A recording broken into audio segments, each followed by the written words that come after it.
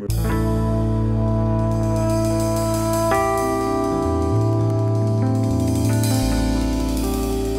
you again for meeting with me. I really do appreciate it. It's always an honor to speak with one of the greatest thinkers of the modern era, so I sincerely do appreciate your time.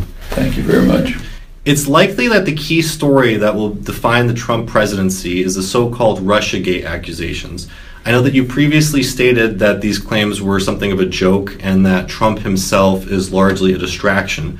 But could you please clarify if you think Russia did anything devious, if leaking the DNC emails are really even a crime, or if you believe Russia did collude with Trump, but that the story has been manipulated by the mainstream media to create sort of a neo-McCarthyist Red Scare? I presume that Russia had an interest in the outcome of the election and probably tried to influence it. I don't consider that a major issue. For one thing, if you want to consider interventions in the elections, there are vastly greater ones. So, for example, it's well established by very solid empirical work by academic political scientists. Thomas Ferguson is the major one, that American elections are, in a certain sense, bought, in the sense that you can predict the outcome of an election with extreme precision simply by looking at the single variable of campaign funding. And in fact, Ferguson did a very close, careful analysis of the 2016 election, which verified this hypothesis in a way that most people aren't aware of. He looked closely at the way campaign funding worked, and it turned out in the last stages of the campaign, when the big investors and capitalist interests were beginning to be afraid that they didn't like Trump, but they were afraid that there might be a moderately liberal Democrat, they poured money in a very targeted way, not just to the presidents, but to the Senate and House elections, and that led to a change which is reflected in the vote. So that's real manipulation of elections, massive manipulation. If the Russians did something minor, maybe. Furthermore, manipulation of elections by external powers is pretty normal. The United States, in fact, is the champion in that regard. We not only intervene in elections, we overthrow governments if we don't like them, things like that. In fact, if you want to look at manipulation of elections recently, the most striking example, which to my knowledge has only been reported in the business press, Bloomberg Business Week, is the last German elections a couple months ago.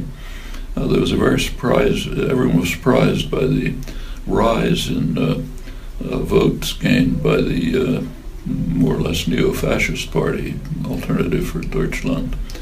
Turns out that there was a campaign organized by a Texas media company that works for Trump, Le Pen, Netanyahu, others. They collaborated with the Berlin Facebook office, which provided them with a detailed demographic analysis of voters in Germany, and they were able to micro-target election-based ads to these individuals in a way which seems to have had a fairly significant influence on the rise of the neo-fascist party. That's a detectable case. Others may exist or may not, but they're all in fact, the U.S. not only intervenes, but in elections, let's say in Russia, for example, but is very proud of it. So Clinton massively intervened in the, I think it was 1996 elections, in which Yeltsin, his favorite, was elected, and it was considered a great triumph. It wasn't hidden. So maybe the Russians tried to do something. There's no indication that it had much effect, but it doesn't seem to me a significant issue. I think it's picked up by the Democrats and by the liberal press because they hate Trump, of course, and are trying to find some way to undermine him. Democrats are seeking an excuse for why they lost an election which should have been a open-shut affair if they'd ran a decent campaign and had decent programs.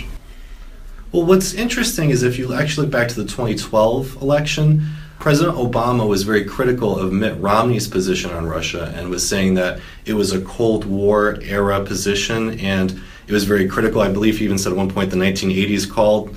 Because a few months ago, when you were asked what's the biggest geopolitical threat facing America, you said Russia. Not Al-Qaeda, you said Russia.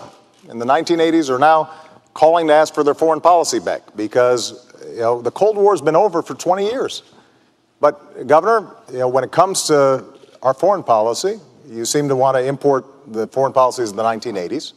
You indicated that we shouldn't be passing nuclear treaties with Russia, despite the fact that 71 senators, Democrats and Republicans, voted for it. The statements that Governor Romney makes show little understanding of what is actually going on in the 21st century. This is to Russia. This is, without question, our #1 geopolitical foe. It's a really curious statement, given that the Cold War has been over for some time. He is not up to date, and that is a very dangerous aspect. That's just an example of his 20th century approach to 21st century issues. He's even blurted out the preposterous notion that Russia is our #1 geopolitical foe. Folks, Sarah Palin said she could see Russia from Alaska. Mitt Romney talks like he's only seen Russia by watching Rocky IV.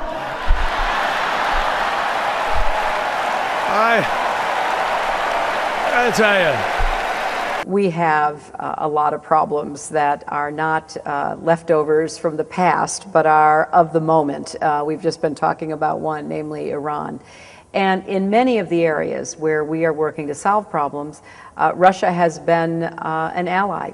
They're in the P5+1 talks with us. They have worked with us in Afghanistan and have been very helpful in the Northern Distribution Network and in other ways. So I think it's somewhat dated to be looking backwards instead of being realistic about where we agree, where we don't agree, but looking for ways to bridge the disagreements and then to maximize the cooperation. What do you think it was that caused the Democrats to suddenly become such hawks against Russia? Was it what happened with Ukraine, or was there something maybe else that has caused this new wave again of, it seems like a second Cold War almost?